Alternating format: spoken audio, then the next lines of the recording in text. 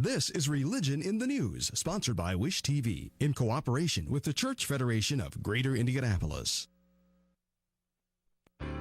Good morning, I'm J.R. Ryder. Welcome to our December edition of Religion in the News. Joining me today is Carol Sissom, Merlin Gonzalez, Faith James, and Lori Cobian. We have a great show for you today as our guests talk about a concert benefiting 4 charities. An author talks about his secret to surviving cancer.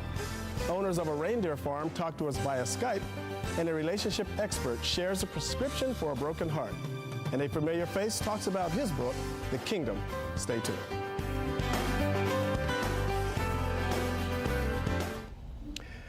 Welcome back to Religion in the News. I'm J.R. Ryder. My guests today are here to talk about a Kathy Morris holiday party benefiting the Julian Center, Gleaners Food Bank, Noble of Indiana, and the Humane Society of Indianapolis. Karen Sanderson and Kathy Morris, welcome to Religion in the News. Thank you so much. It's good to be here. It's good to have you here. So this sounds like quite a celebration. Kathy, I want to talk to you about your benefit and your music here in just a moment. But Karen, I'd like to start with you. Sure. We've had you on the show before, and you're kind of a philanthropist in this city. Yes. And you've done, I think it was a comedian. Yes, last year it was Best Comedian in the Midwest, Stand Up for Autism, and we had a great turnout all throughout Indianapolis as well as Chicago and Milwaukee. And the final 40, they had a lot of fun with us, and their comedian, Kathy actually was a judge in Chicago and Milwaukee with me, and so we were able to raise a lot of awareness for that and enjoyed every part of it. And as you had mentioned, that was for autism. Your company, K Radiant Productions, is one that usually tries to set up benefit programs, and you have a new one coming up here. Absolutely. Tell us a little bit about that. Yes. Kathy Morris, a Kathy Morris holiday party is actually going to help a lot of organizations here in our city this year. We chose 4 between the 2 of us. We chose the Humane Society, we chose Julian Center, we chose Noble of Indiana, and we also chose Gleaners Food Bank. And those 4 are actually going to be participating in a 2-night event for us where the ticket proceeds will go actually split between the 2 of them over the 2-night periods, where Kathy Morris and a lot of her beautifully talented people are going to perform an amazing array of talent for us. That sounds like fun. So Kathy, you're the musician in this whole thing. Talk to us about and the kind of the brainchild of the whole idea. And I met Karen 2 years ago and said, please come help me make my dream come true. Back in 1998, I recorded a Christmas CD. And this program is to perform a live version of it as we celebrate the season and raise money. Now, when did you start playing, and what instrument did you play? Oh my goodness, I've been playing in the Indianapolis area for over 20 years. I've played Jazz Fest for Formula One, the Jazz Kitchen regularly, and then moved to California a few years ago and just recently came back. Now, what is your primary instrument? What's this electric violin? You know, that looks 7 like a violin strings of some sort. Here, you want to hold it? It's fun. It's amazing. So this is an electric violin. And of course, you can't hear it unless you plug it in. Okay, so I can give you a little taste. And of course, violins usually only have 4 strings. And how many strings is this particular violin? 7. An electric violin has 7. That's right. So you've been into music, it sounds like, all of your life? Oh, my whole life. And when I did this Christmas CD, I thought I'd take some of my favorite holiday songs and rearrange them. I even call it deranging. And then invite my friends to help me pull it off, and that's what we did. We have a beautiful CD, and now we're going to perform it live. I've called in favors to so many talented people I've gotten to play with over the years, so many. And they all are favoring us with their time and talent. It's a family show.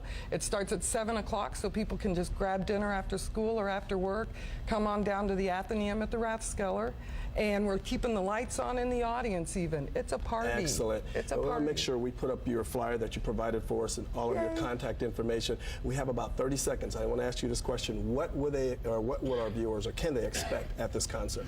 Well, they can expect high energy, family-friendly fun. It's like a party I'm hosting in my living room. My living room was just too small. Well, that's exciting. That is exciting. And again, we'll go ahead and post up the time and the dates for that and contact information for those who want to get a hold of you. Right. Kathy Morris, Karen Sanderson, thank you for being our guest this morning RJ, on Religion in the News. It's a blessing. Thanks. You're welcome. Lori, now to you. Thanks, JR. Good morning. I'm Lori Cobian. My guest today is cancer survivor and author Fred Evans. Welcome to Religion in the News. How are you doing today? Pretty good, except my voice is not too great. Well, that's all right. We'll make it through. Well, Fred, tell us a little bit. Tell me first the name of your book, and then tell us a little bit about the book and how you came to write it. Okay.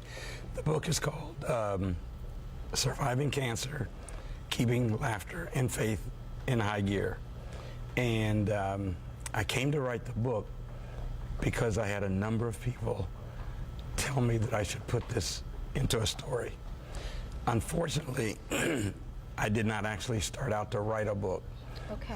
What I did is I put my feelings and everything that was going on in terms of my treatment into emails that I sent to friends.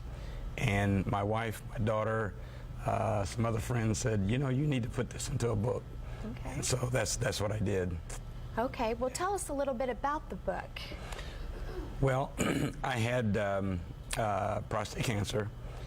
It was discovered just as part of my annual physical exam, and that led then to a surgery, chemotherapy, radiation, and hormone therapy that took about a little over 3 years period of time.